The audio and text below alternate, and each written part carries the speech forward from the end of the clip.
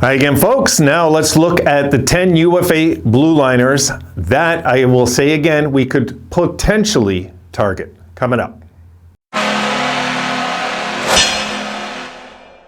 Let's get at it. Let's get at it. I want to get ready for that game, and I want to get these videos editing and everything while the game's on at least. Okay, in this list, of 10 defensemen I got here, guys, I could tell you that 6 are right-handed defensemen, just so you know. And I got 4 lefties, I believe, right? I'm pretty sure, 6 and 4. So 6 righties, 4 lefties. All right, here we go, number 10. I got Brent Kulak, and Brent Kulak is... Let me open it up because I don't see what you see till right now. Okay, 6'1", 197, 28 years old. And Kulak, I got to see him a lot here in Montreal. And you know what? I think with Edmonton, I don't know where they stand with their cap. I'm going to have to look because they got some high-ticket guys there too. They got some signings they have to do. But I could see him staying in Edmonton still some way, and I could see him staying there probably at a reasonable price as well.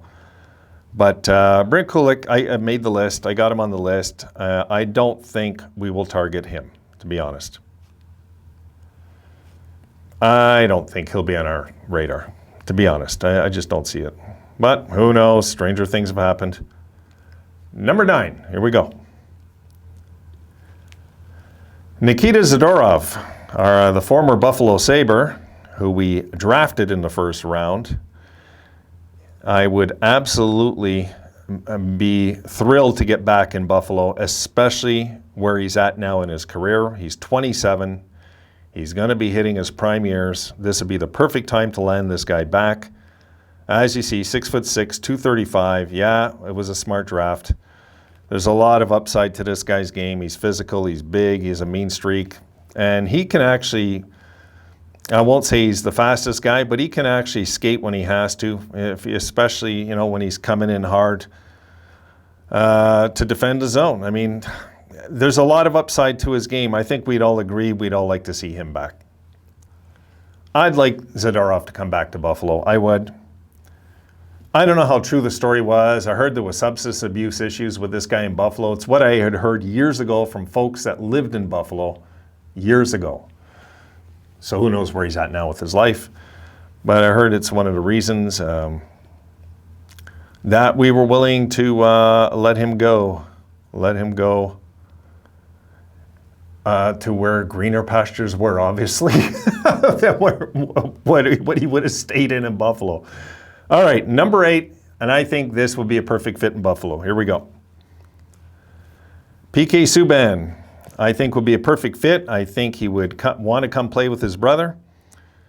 I think that Subban needs to revitalize his career, and I think a young team like Buffalo with the studs that we have, offensive studs that we have now, would be a perfect fit. I really do. I think Subban would be a perfect fit, and I think we could get him for $3 million and under a season. He, as you guys know, and you know, he hit the big money. I remember when he went to arbitration and everything out here in Montreal. And oof, the fans were mad when they traded him out here, believe me. So Subban, I think, would be a good fit in Buffalo. Better than he would be in Montreal now. He'd be a better fit in Buffalo with the fast young team we have. And we could use a right shot defenseman. You know, there you go. There's one for you right there that can skate. There you go. I think he'd be a perfect fit at a cheap price. All right, number 7. And don't ask me why I got these guys in the order in the bottom. I just have them there. Here we go. Okay, Justin Schultz. I think this would be a potential good fit in Buffalo because he has a lot of experience on Pittsburgh with an offensive team, and I think him coming over to Buffalo, the fit might be good. At the same time, do we have him on our radar? I don't know. Really, I don't know. I would hope we have a guy like Zadorov before Justin Schultz. Just my feel, guys. I'm nothing against Justin Schultz. If we got him, he's a right shot defenseman. Everybody should be happy then. the ones that are adamant on getting a right shot defenseman. If we got him, there you go. But I'm very open-minded to getting left or right. Okay, here comes number 10987, number 6. Here we go. Anton Stralman comes in at number 6, who's had a very steady career. He has played, how many games now? 930 games. He's 35, and I'm thinking along the lines of as a 2-year signing with a guy like this, if we got him. Plain and simple, guys, 2 years. 2 years, veteran defenseman, can't hurt. It just can't hurt. Now, how much could we get him for? Probably not that. I don't think at 35 he's going to command a lot of money. Well, I just don't. Okay, number 5, guys. Here we go. Nick Leddy, who I thought really played well for St. Louis in this playoff. And Nick Leddy, he actually, when he's on the ice, I know he's a defenseman, but he reminds me of Alex Tuck. Just how much of a team guy he seems to be. I would like to get somebody like this, if we could. If we could get a guy like Nick Leddy for like 3 years, sign him for 3 years, and help mentor the other young guys on the team, that would be fine with me, but I'm thinking he might not be what we're looking for exactly.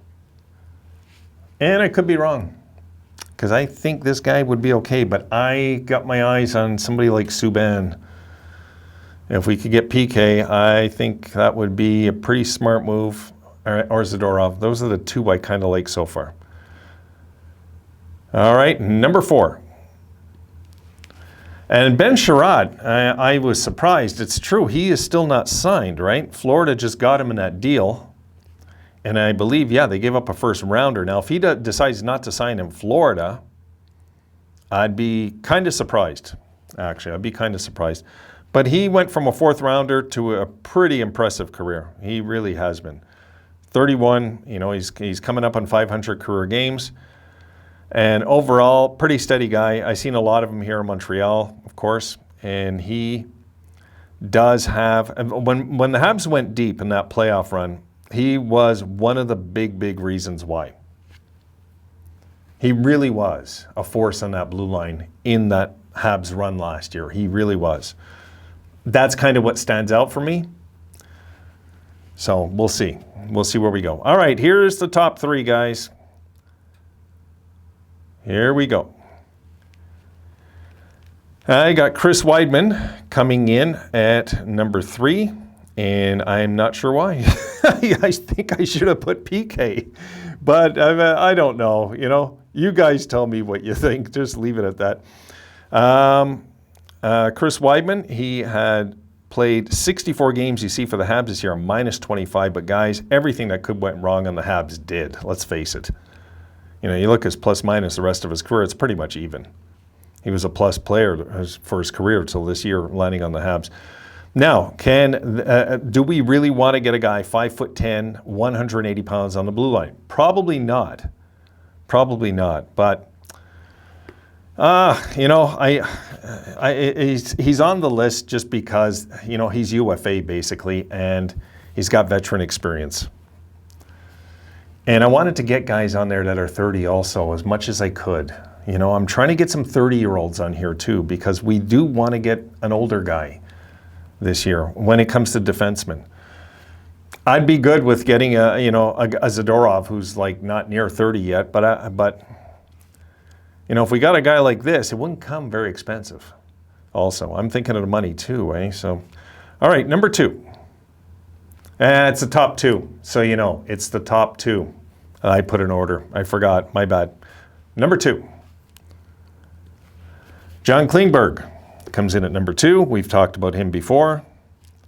And I think it's a bit of a long shot, but my goodness, what a 5th-round pick turned into with this guy, eh? Yeah, I think he will be coming into big cash, and we don't want to be paying that kind of cash out. We don't want to be paying like $7-8 million bucks to any of these guys. So, except maybe the next one. All right, number 1. Chris Letang. If we could get Letang for 3 years at $7 million a year, I'd say do it. I would. This guy, I would. He's the one guy on the list I would give $7 million to, because he is everything. He's the whole package. He just had a career year in points, as you see. Just incredible. This guy just doesn't age. He's 35, and he has a career season. And that's it for my defenseman. That's it for the. Actually, I gotta leave the computer open because we're not finished yet. So I would target realistically Zadorov, PK Subban. Those are the two on my radar, guys. Now, would I like to get Klingberg or Letang? Of course, but I mean, what are the odds? You know, I mean, what are the odds that Letang will come to a team that's not close to winning a cup yet, and leave a team that is also? I'm guessing he's going to stay in Pittsburgh, most likely, and Klingberg, I'm guessing, will leave Dallas, wind up somewhere. He won't wind up in Toronto or New York. They got no money. They can't do it. So the Rangers and the Leafs are out of the picture these days with these UFAs, which helps other teams, markets like ours. And I don't know, where could he wind up? That's a good question, eh? I could see him going to a team that's on the rise. It's a tough call. It is. Maybe Florida, just for one. Okay, guys, that's it. One more to make. See you in that one.